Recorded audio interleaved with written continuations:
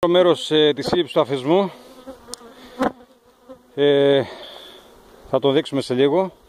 Βάζουμε κανένα δυο πλαίσια με γόνο, έχει και κανένα δυο κενά και ένα με μέλι, έτσι, γιατί είναι μεγαλούτσικο το μελισσάκι από ό,τι φαίνεται, ο αφισμός μεγαλούτσικος. Τον παίρνουμε τώρα σιγά σιγά με προσοχή.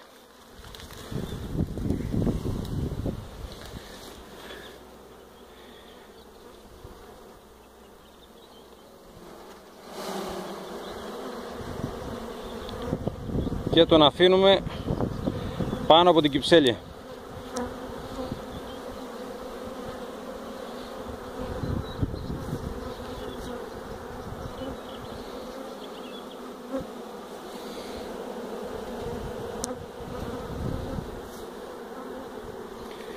Τώρα τα υπόλοιπα αυτά καλά είναι. Πώς όμως?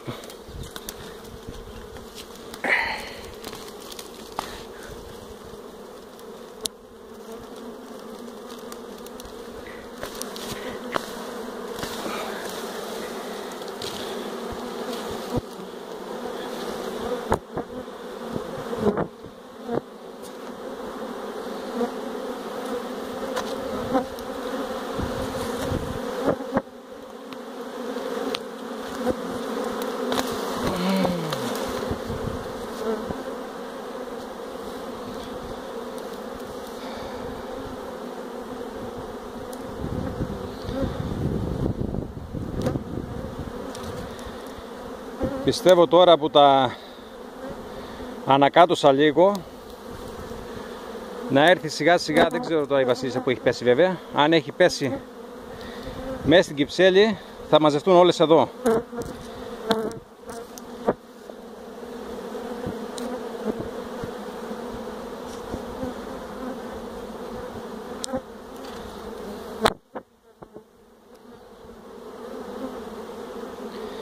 Αν τυχόν έχει μείνει έξω, θα πρέπει, για καλό για κακό όμως βέβαια, θα βάλω εγώ την κυψέλη κοντά για να είμαστε σίγουροι ότι η βασίλισσα θα μπει μέσα.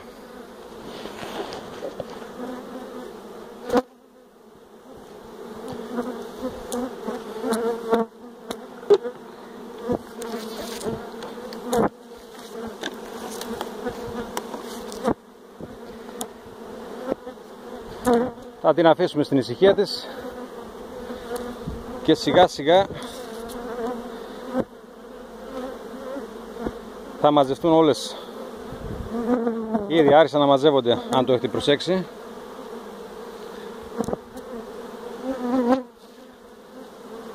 Και οι τελευταίες τώρα, επειδή έχουν ξεγελαστεί με το άρωμα, παραμένουν ακόμη συγκεντρωμένες στα κλαδάκια. Αλλά σε λίγο ήδη άρχισαν να μπαίνουν μέσα στην κυψέλη, αν το προσέχετε.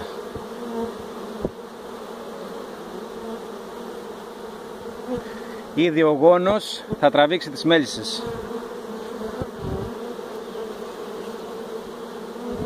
Και φυσικά τη βασίλισσα, που χωρίς τη βασίλισσα δεν γίνεται τίποτα. Δεν θα πιαστεί ο αφισμός με τίποτα αν δεν πιαστεί η βασίλισσα. Θα τα αφήσουμε λίγο στην ησυχία του για κανένα ταρτάκι και πιστεύω σε λίγο να έχουν μπει όλες μέσα.